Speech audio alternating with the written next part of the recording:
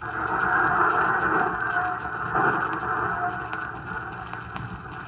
do you do, ladies and gentlemen? It is our privilege to bring you at this time an eyewitness report of the first International Trepidation Contest. We are speaking to you from the ringside of the great Maple Leaf Auditorium, which is packed to the rafters with spectators, eager and curious. For the benefit of my listeners who are not acquainted with the facts relating to this event, it might be well to describe the two contestants.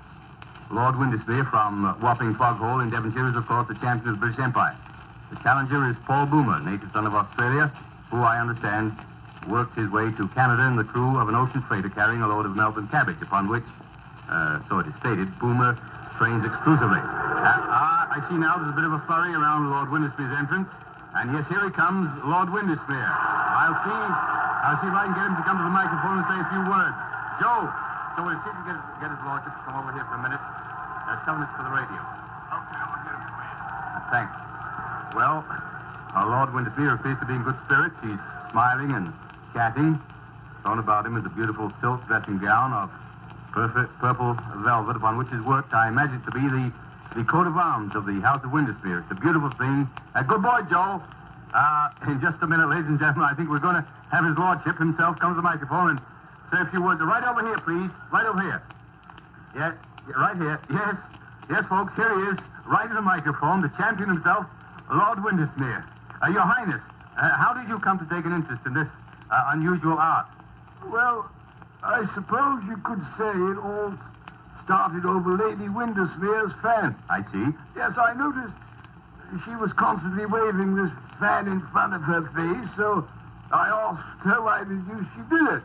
And so she retorted that if I insisted on constantly crepitating, she had to fan away in pure self-defense, you see. Well, my friends were drawn into the controversy and persuaded me to capitalize on my proficiency and sort of going for it and all that. That's all. Thank you very much, Your Majesty. Thank you, and good luck to you. That was Lord Windermere, a champion trepanator of the British... Oh, and here's the challenger. Here's Paul Boomer from Australia. Paul, over here, please. Please, ask Mr. Boomer to come over here, please. The radio. We want to speak on the radio. Just a moment, ladies and gentlemen. I think we'll have Paul Boomer for you right away. Yes, here he comes. His attendant has just pointed us out. And howdy, Paul. How? He just waves his hand in greeting and starts walking over to the microphone. And here, ladies and gentlemen, is Mr. Paul Boomer. Will you say hello to our audience, Mr. Boomer? Hello, Canada. Now tell me, sir, when did you first realize that you were proficient enough to take a shot at the Empire Championship? Well, ever since I was a little nipper, I liked to fart. I remember I used to make my mother and father laugh their bleeding heads off when I used to let one go in church during the announcement of the ladies' aid. Excuse me, Mr. Boomer, on the radio, we call it crepitating. Now, look here, copper.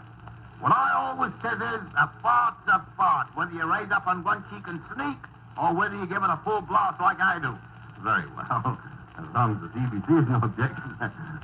I personally find the four-letter word much easier to say and more descriptive than the longer and more academic crepitation. Thank you. And I would like to say... Oh, and there's the bell. Thank you, Mr. Boomer, and good luck. Paul Boomer hurries off to the center of the arena to meet the champion and to receive instructions. Now the house lights are dimming, and the great flood of high-powered electric lights cascade down onto the center of this great arena where stands, in simple eloquence, the clotting post.